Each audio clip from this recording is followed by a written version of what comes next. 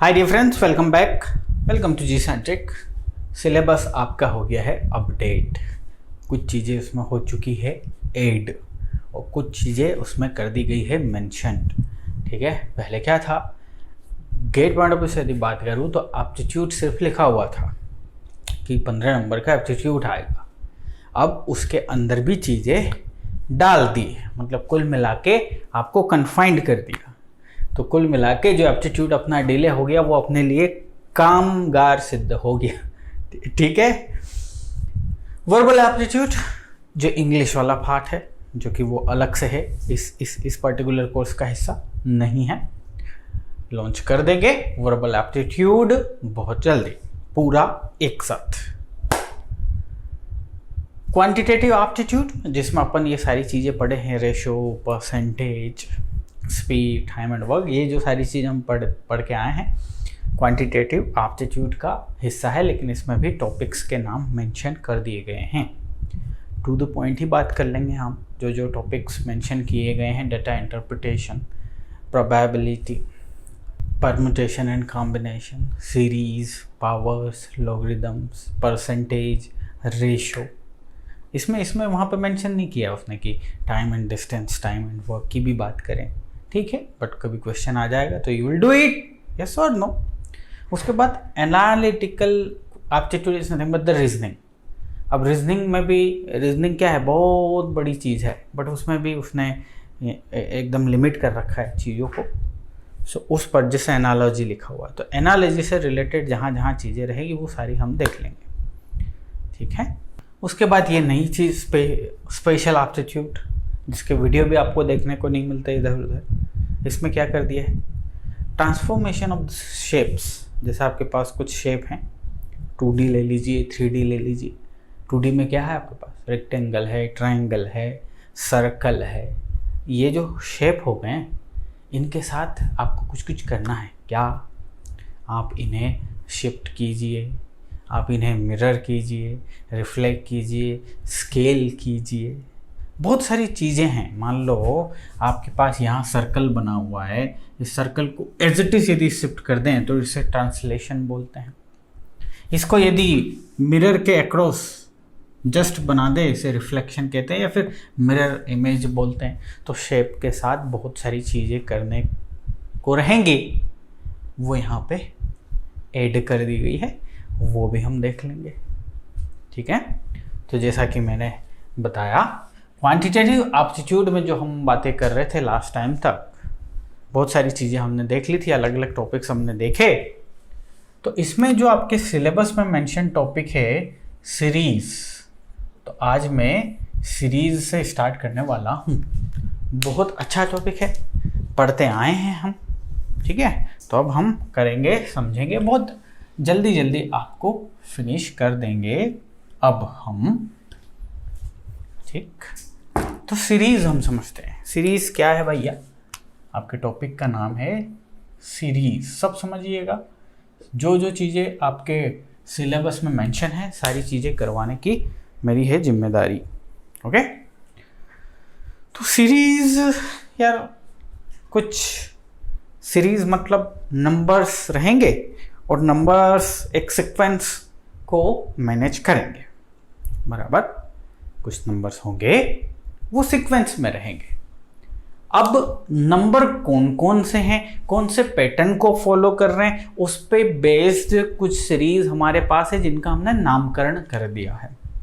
Numbers रहेंगे, sequence में रहेंगे और एक पर्टिकुलर पैटर्न को फॉलो करेंगे। So based on that pattern numbers को हमने सीरीज बोल के उनका नामकरण कर दिया। तो सीरीज का मतलब तो सीधी सी बात है, sequence of the numbers. But sequence of the numbers एक पैटर्न में है, तो उस पैटर्न के अकॉर्डिंग हमारे पास कुछ सीरीज है। सो बेसिकली 3 सीरीज की मैं बात करने वाला हूं। क्या है भैया सीरीज, समझ लीजिए ध्यान से। पहले हम नाम लिख देते हैं। ये जो बेसिकली हम देखने वाले हैं, arithmetic series, geometric series, harmonic series. तो क्या इसका मतलब ये कि इनके अलावा कोई सीरीज नहीं होती? क्या होती है? There are lot of patterns, but जो फंडामेंटल थिंग्स है जो कि आपके लिए बहुत यूजफुल है, जो आप पढ़ते आए हैं। वो क्या है? आपकी एरिथमेटिक सीरीज, या ऐसे प्रोग्रेशन भी बोलते हैं। प्रोग्रेशन जिसमें नंबर्स एक सीक्वेंस में बढ़ते हैं, प्रोग्रेस करते हैं। एरिथमेटिक सीरीज इन शॉर्ट आप इसे ही एपी बोलते हैं। जियोमेट्रिक आप इसे ही जीपी बोलते हैं, और हार्मोनिक इसे आप एचपी बोलते हैं। ठीक है, एरिथमेटिक और जियोमेट्रिक एंड हार्मोनिक। इसके अलावा मिसलेनियस प्रोग्रेशंस या सीरीज भी होती है, बट उनके बारे में मैं चर्चा नहीं कर रहा। मेरा फोकस इन तीनों पे है। तो अब हम बात कर लेते हैं एपी की, एरिथमेटिक प्रोग्रेशन की। क्या है एरिथमेटिक प्रोग्रेशन? सर, कुछ नंबर्स हैं हमारे पास जो कि एक सीरीज में हैं, और उस सीरीज को आप एरिथमेटिक सीरीज बोलोगे कब? जब दो कॉन्जुगेटिव नंबर्स कोई से भी ले लो, उनका डिफरेंस जो है ना, वो हर एक दो कॉन्जुगेटिव नंबर्स के डिफरेंस बराबर होना चाहिए। नहीं समझ में आया? समझ जाओ। मैंने लिखा 1 3 5 7 9, कोई से भी दो कॉन्जुगेटिव नंबर्स ले लीजिए, डिफरेंस बताइए, डिफरेंस बताइए, डिफरेंस बताइए। तो ये जो सीरीज है ये एक पैटर्न फॉलो कर रही है, और पैटर्न क्या है कि दो कॉन्जुगेटिव नंबर्स के बीच का जो डिफरेंस है वो कांस्टेंट है। डिफरेंस जो है वो क्या है जी? कांस्टेंट है। तो ऐसे नंबर्स एपी में कहलाते हैं। समझे इतनी बात को? इसका मतलब ये कि सर ये जो डिफरेंस है वो कांस्टेंट होना चाहिए। मान लो ये 10 हो गया, तो ये पूरी सीरीज जो है ये क्या एपी में है? आपका आंसर होगा this is not in AP. But हाँ, 1 से 7 तक की यदि कोई बात कर रहा है तो ये है एपी में, बट पूरी सीरीज एपी में नहीं है। पूरी सीरीज एपी में कब हो सकती है? जबकि डिफरेंस जो है वो सेम है, सेम होना चाहिए। कांस्टेंट तो है ही है, कहने का मतलब है सेम होना चाहिए। सो इस डिफरेंस को हम बोलते हैं कॉमन डिफरेंस।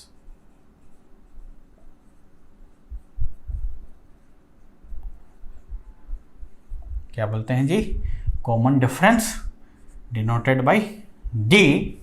तो एक प्रॉपर जनरल फॉर्म यदि एपी का मैं लिखूं, या आपने कहीं पे देखा है, तो वो क्या देखा है जी कि एपी, यदि ए इज द पहला नंबर, तो दूसरा नंबर रहेगा a प्लस डी।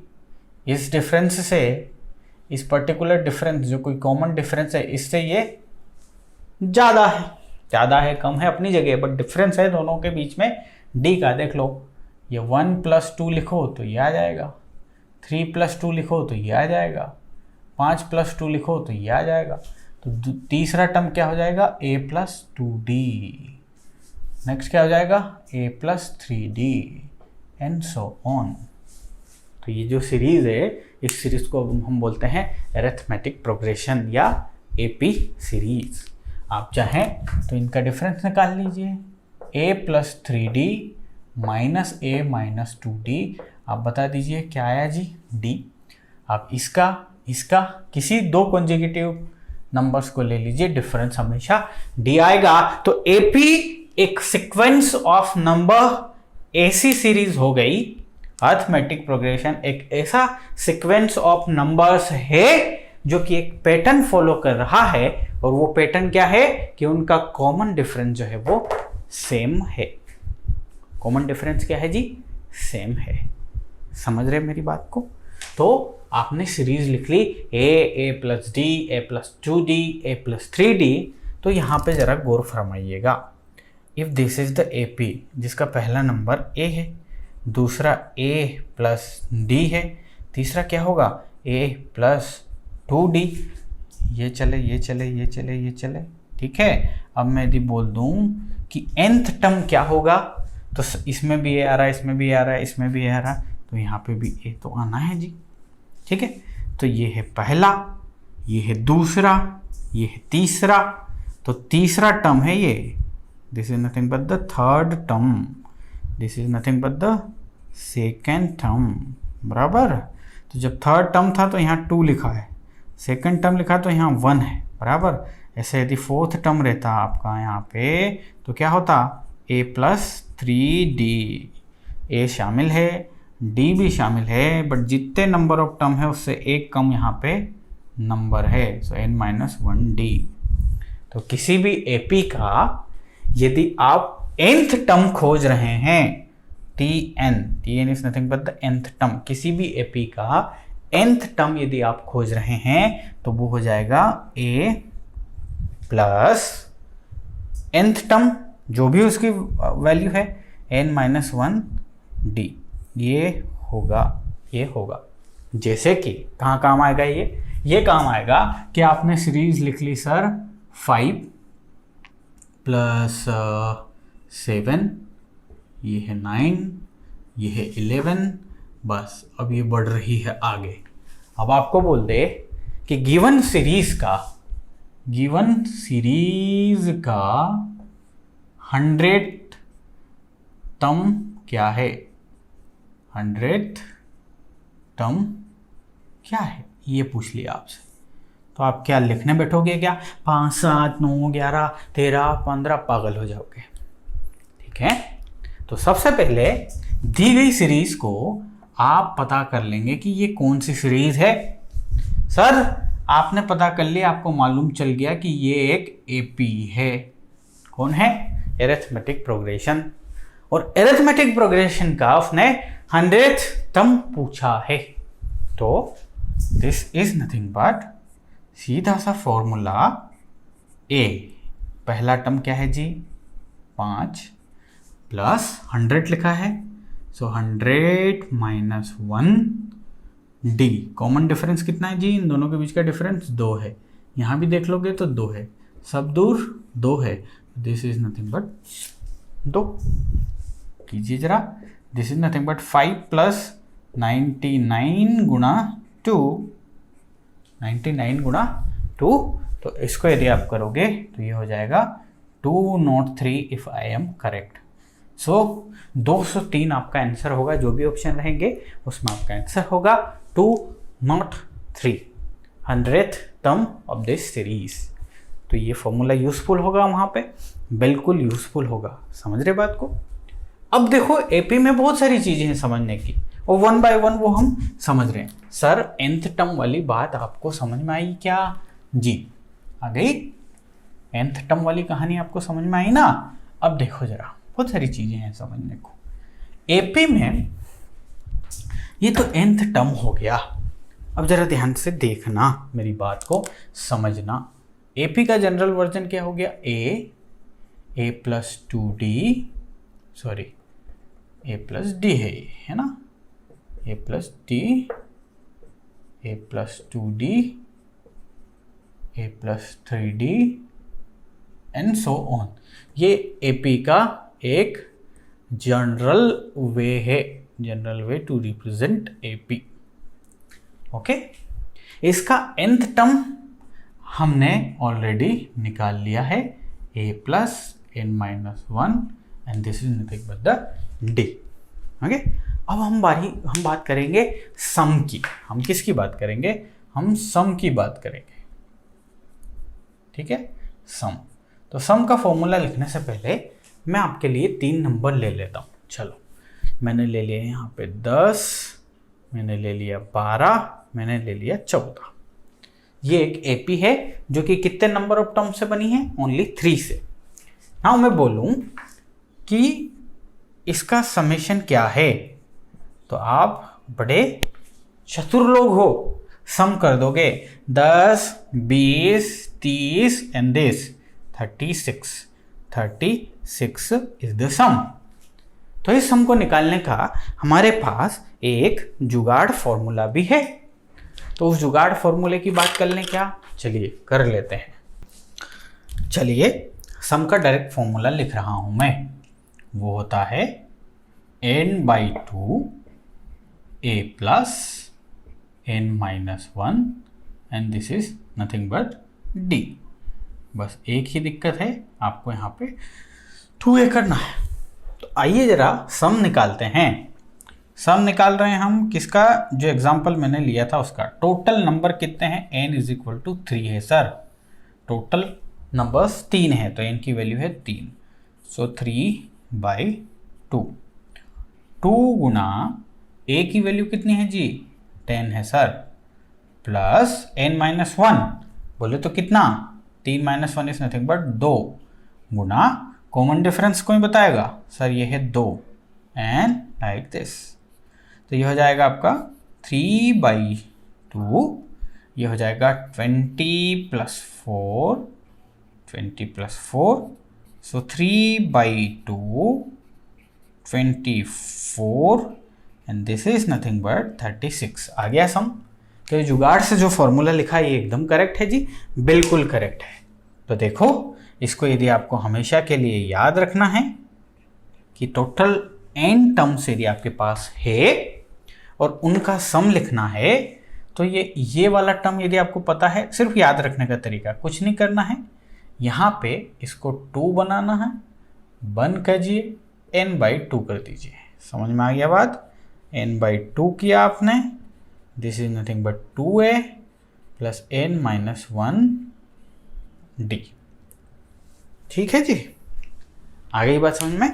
तो सम क्या हो गया, n/2 2a plus n minus 1d। क्या समझे इससे, इससे ये समझे कि सर सम का फॉर्मूला भी बड़ा मस्त है। क्यों, क्योंकि ध्यान से देखना, मान लो गेट में क्वेश्चन ऐसे नहीं आएगा कि आपको एक सिंपल सा सीरीज दे दी और बोला है कि पता करो आप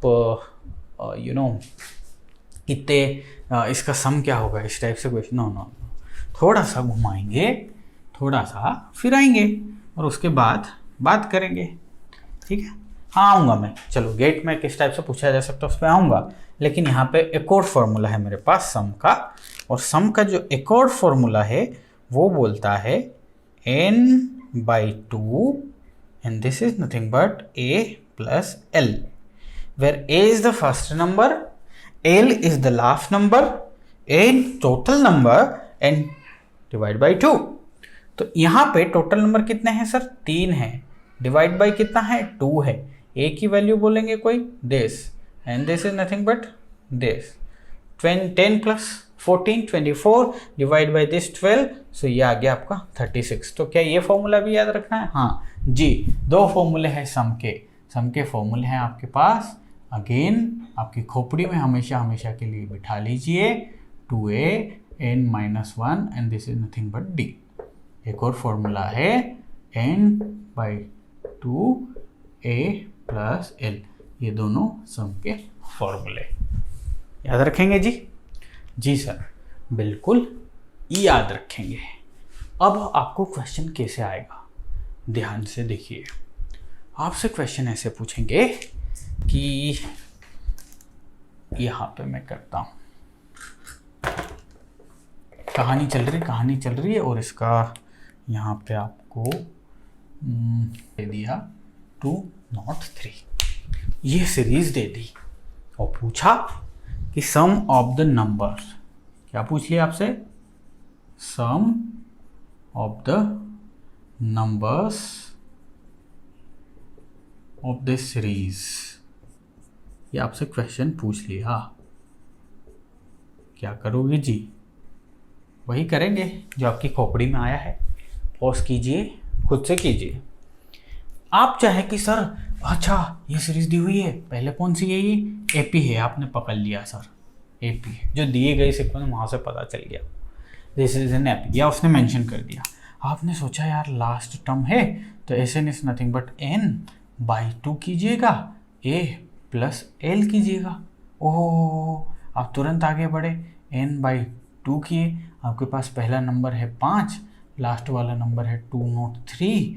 अब आप सोचिए यार चला n कहाँ से लाएंगे, तो n को लाइए, करिए जुगाड़, n को कहाँ से लेके आएंगे जी, अरे यार ऊपर वाला फॉर्मूला लगाएंगे तो d भी है a भी है लेकिन n नहीं है, तो n लाए कहाँ से?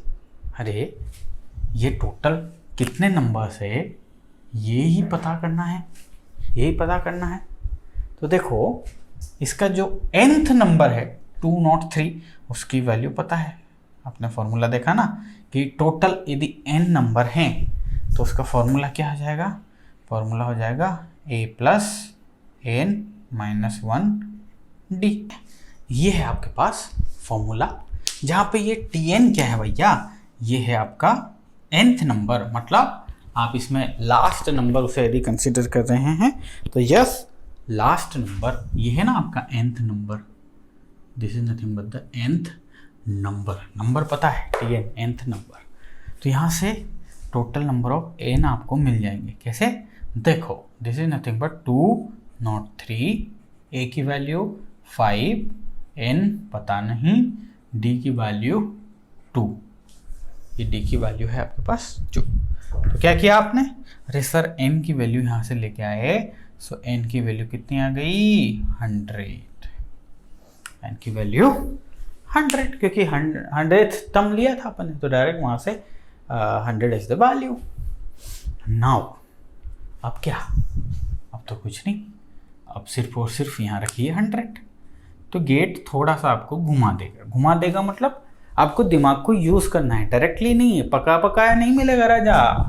सो दिस इज नथिंग बट 50 गुना इसकी वैल्यू हो जाएगी 208। 50 गुना 208। तो क्या इसे मैं नहीं लिख सकता हूँ? 20800 डिवाइड बाई 2। हाँ जी, तो ये हो जाएगा आपका 104 एंड दिस। सो सीरीज का सम हो जाएगा कुछ ऐसा। आगे बात समझ में? सो ये बहुत इंपॉर्टेंट है, बहुत ज़्यादा इंपॉर्टेंट है। ठीक है, अब देखो कोई भी सीरीज आपने एक बार फाइंड आउट कर ली कि सर ये एपी है, बोले तो एरिथमेटिक प्रोग्रेशन है या एरिथमेटिक सीरीज है, तो अब उसकी एक खासियत है कि जो डिफरेंस है वो सेम है। कॉमन डिफरेंस जो है ना वो सेम फॉर ऑल है। समझ लिया आपने? ठीक है, समझ लिया। अब आप एपी के डिजिट में सारे डिजिट में कोई भी नंबर जोड़ दो, या गुणा कर दो, या भाग कर दो, मल्टीप्लाई कर दो, या डिवाइड कर दो, या फिर ऐड कर दो, तो भाई साहब उसका जो एपी है वो चेंज नहीं होना। एपी जो है वो चेंज नहीं होना, नया सीक्वेंस भी एपी में रहेगा। ध्यान से मेरी बात को समझिए। मैं क्या कहना चाह रहा हूँ? मैं ये कहना चाह रहा हूँ कि सपोज नंबर है आपके पास, सीरीज है आपके पास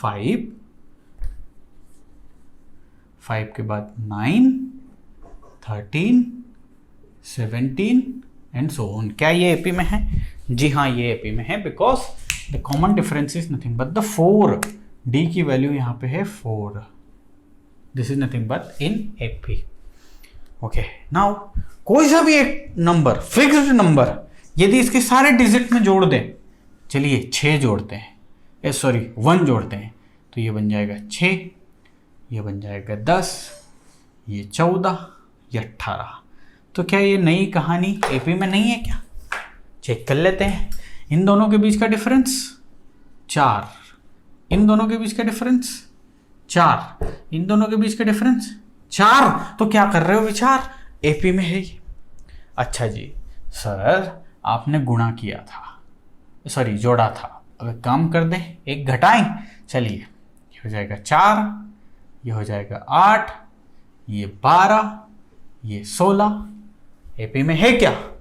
जी एपी में है, ये एपी में है, ये भी एपी में है। अब काम करते हैं, गुणा करते हैं, 2 से गुणा करते हैं। अब गुणा करते हैं 2 से, तो ये बन जाएगा 10, ये बन जाएगा 18, ये बन जाएगा 26 और ये बन जाएगा 34। क्या एपी में है? देख लेते हैं ना जी, देख लेते हैं। डिफरेंस कितना? 8, डिफरेंस कितना? 8, डिफरेंस कितना? 8। यस, ये भी एपी में है।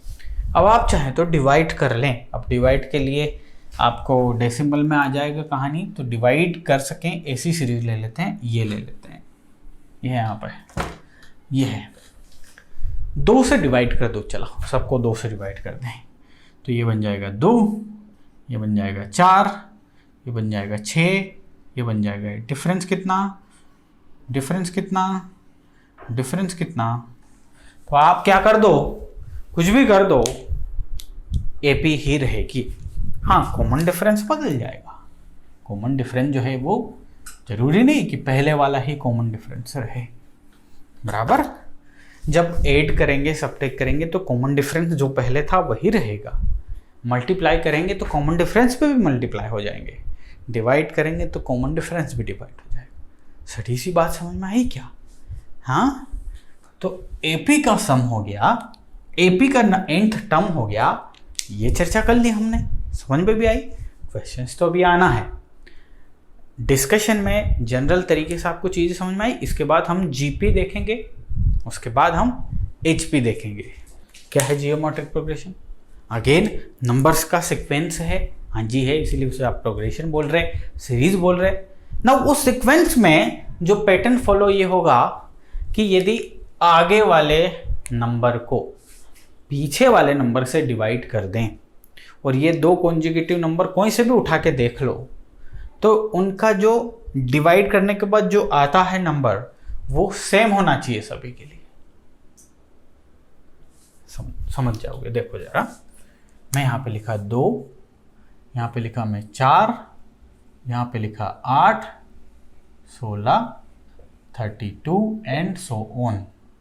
अब ये सीरीज क्या एपी में है? क्या नहीं, क्योंकि डिफरेंस कितना है इन दोनों के बीच का, इन दोनों के बीच का डिफरेंस है 2।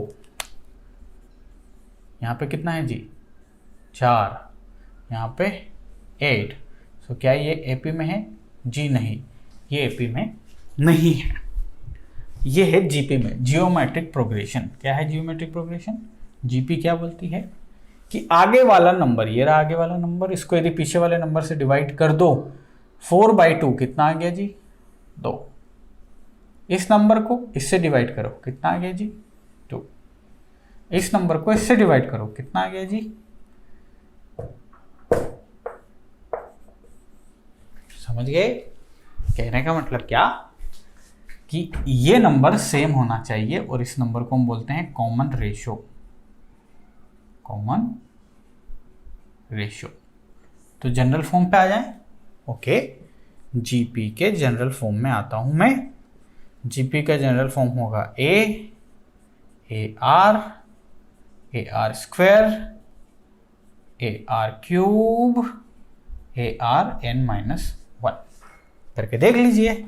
इसको यदि इससे डिवाइड करेंगे तो r आएगा, इसको इससे डिवाइड करेंगे तो भी r आएगा, तो भी r आएगा, सब दूर r आएगा। So this r is nothing but the common ratio. Now nth term of GP directly क्या हो गया? nth term of GP is nothing but ARn-1, सीधा ARn-1। जैसे कि आपके पास दिया हुआ है 2, 4, 8, 16, 32। अब इसके बाद 64 आएगा, पता है आपको, बट अपन नहीं लिखते हैं और फाइंड करते हैं 64 आता है कि नहीं फॉर्मूले से। टोटल नंबर 1, 2, 3, 4, 5 और जो 6 नंबर है, 6वां नंबर है, वो आपको नहीं पता, 6वां नंबर आपको नहीं पता, तो फॉर्मूले से आता है कि नहीं आता है।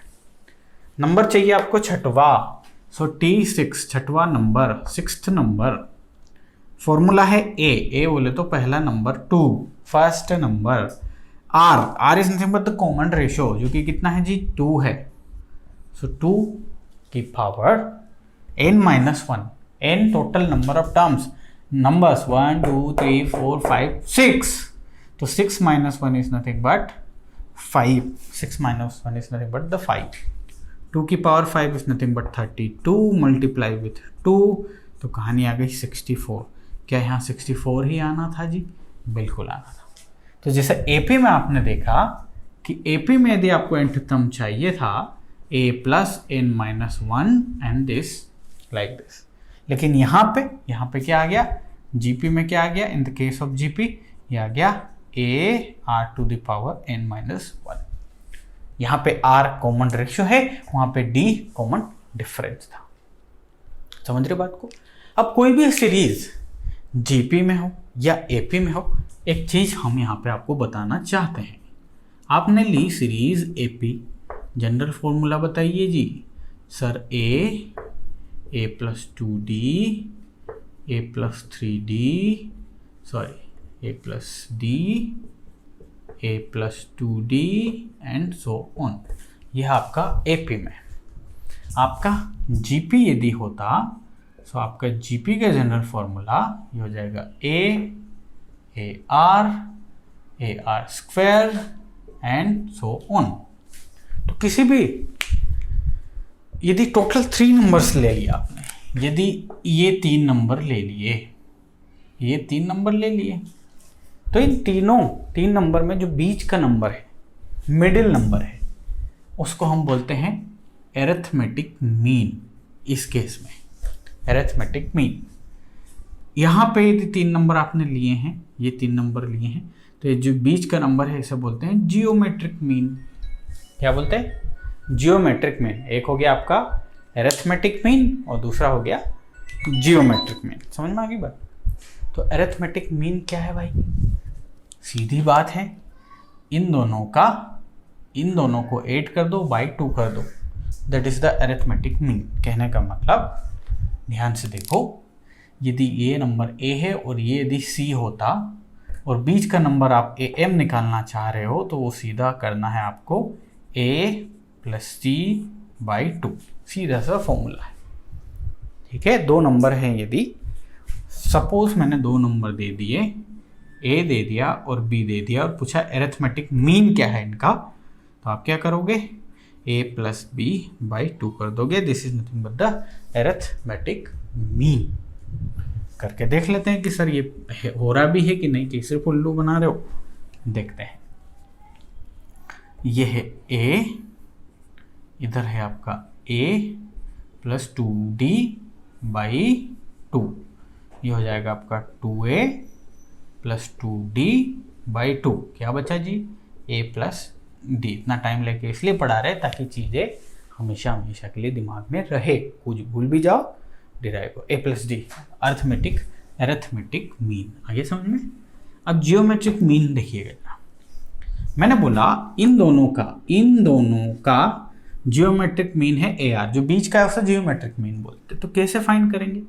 देखें, इस वाले जुगाड़ कर लें, a प्लस AR² अपॉन 2 कर लें। एरिथमेटिक मीन वाली जुगाड़ करें तो फेल हो जाएगी, बिल्कुल फेल हो जाएगी। क्या ये बीच वाला नंबर आया? नहीं आया। तो कुछ लोग गलती कर देते हैं, अपने को नहीं करना। तो जियोमेट्रिक मीन, सपोज 2 नंबर हैं a एंड b, इनका जियोमेट्रिक मीन यदि आपको चाहिए, GM चाहिए, तो आपको क्या करना है? आपको करना है √AB। ऐसे काम चलेगा यहाँ पे। आइए देखते हैं।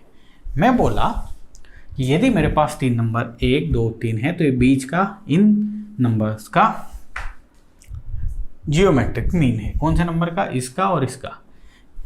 जियोमेट्रिक मीन कौन हो गया? AR हो गया। तो आइए देखते हैं जरा। सो this is nothing but a and the next number is AR², और इसका ले लिया आपने दिस स्क्वायर रूट। सो ये हो जाएगा A²R²। जब इसे बाहर निकालोगे तो आएगा क्या? AR, and this AR is nothing but the GM of 2 numbers A and AR²। कहानी क्लियर है जी? समझ में आया? मज़ा आया? AR फाइंड कर, जियोमेट्रिक प्रोग्रेशन फाइंड करना, GP फाइंड करना, कुल मिला के कॉमन रेशियो होना चाहिए, कांस्टेंट होना चाहिए। ठीक है, तो अब हम बात करते हैं इनके सम की, GP, यानी कि GP में हम सम देख रहे हैं। ठीक है, आपके पास GP का जनरल फॉर्मेट क्या है? AR, AR², AR³ and so on, and the last one is ARn-1। Simple, ये आपका जनरल फॉर्मेट। ओके जी। नाउ यदि n नंबर्स के सम की बात करें तो वो दो तरीकों से हमारे पास है। क्यों? इसलिए क्योंकि ये r की वैल्यू 1 से ज़्यादा हो सकती है, इस r की वैल्यू 1 से कम हो सकती है। तो दोनों के केस में कहानी डिफरेंट रहती है। इसमें यदि r की वैल्यू ग्रेटर देन 1 है, r की वैल्यू यदि ग्रेटर देन 1 है, तो जो फॉर्मूला होता है वो होता है a r to the power n minus 1 upon r minus 1। ठीक है, 3 टर्म ले लेता हूँ। आपने लिया 2, आपने लिया 4, आपने लिया 8। समेशन कितना? 14 इज द सम। फॉर्मूले से पता करें। सबसे पहले r देखिए, r की वैल्यू कितनी है जी? r की वैल्यू है 2, 1 से बड़ी है। तो ये सम के लिए फॉर्मूला हम लगाएंगे। a की वैल्यू देखिए जरा सर, 2 है। r की वैल्यू कितनी है सर? 2 है। Total number of term 1 2 3, so this is nothing but this minus 1 divide by r minus 1। r की value 2 minus 1 is nothing but 1। Okay, चलिए, सो ये हो जाएगा 2, ये हो जाएगा आपका 8 माइनस 1 यानी कि दिस, ये हो जाएगा 14। क्या 14 पहले आया था? जी आया था। r की वैल्यू जब भी ग्रेटर देन 1 रहेगी ये फॉर्मूला यूज़ कर सकते हैं, या फिर एक और फॉर्मूला है हमारे पास, ये फॉर्मूला है LR minus 1 upon R minus 1। LR minus 1 upon R minus 1। L is the last term. So last term कितना है sir? 8 multiply with 2 minus 1 upon, बोलो सॉरी, LR माइनस A है यहाँ पे, LR minus A। So A की value यहाँ पे है 2 divide by R minus 1 is this. इसकी वैल्यू कितनी आई? 14 आई। समझ गए बात को? अब हमारे पास केस है जब R लेसर देन 1 है, R जो है वो 1 से छोटा है। उस केस में सम जो होता है वो होता है a1 minus r to the power n divide by 1 minus r, 1 minus r। ठीक है, ये कहाँ है देखते हैं जरा, समझते हैं इस बात को भी समझते हैं। r जो है कॉमन डिफरेंस जो वो 1 से छोटा है, तो एक सीरीज लेता हूँ, मैं लेता हूँ 16, 8 एंड 4, ये लेता हूँ। दिस डिवाइड बाय दिस करोगे तो r की वैल्यू है 0.5, 1 से छोटी है। दिस डिवाइड बाय दिस तो ये भी है 0.5, r की वैल्यू कितनी है जी? 0.5 है, जो कि छोटी है। अब इनका समेशन बताइए जरा मुझे। ये हो जाएगा summation 28, 28 is the summation. Let's come to the formula. Sn पहला टर्म बोलेंगे 16, 1 माइनस r की वैल्यू कितनी है? 0.5, 0.5 का क्या करेंगे? 0.5 ये लिखा आपने, 0.5 और 3 टर्म है तो 0.5 का like this, 1 minus this r की वैल्यू 0.5 है तो यहाँ पे भी बचा आपका 0.5, लाइक दिस इज द कहानी। ये हो जाएगा आपका 16 गुणा 2, क्योंकि 0.5 इसमें 1/2 2 ऊपर जाएगा, 1 माइनस ये हो जाएगा 1/8, 1/8। सब समझ रहे हो आप? Mathematics simple. 16 गुणा 2 ये हो जाएगा 8 minus 1/8, 8 minus 1 is nothing but 7। 8 से ये गया 2 बार एंड ऊपर बचा आपका 4, 7 4 जा 28। कहानी क्लियर है जी? आगे भी समझ में ना? इसका एक और यदि फॉर्मूला जिसकी हम बात करें तो हो जाएगा a minus LR upon 1 minus R। ठीक है जी, फॉर्मूला याद रखिएगा। अगली क्लास में मिलूंगा, HP के भी बारे में बात करूंगा, उसके बाद क्वेश्चंस तरह तरह के क्वेश्चंस।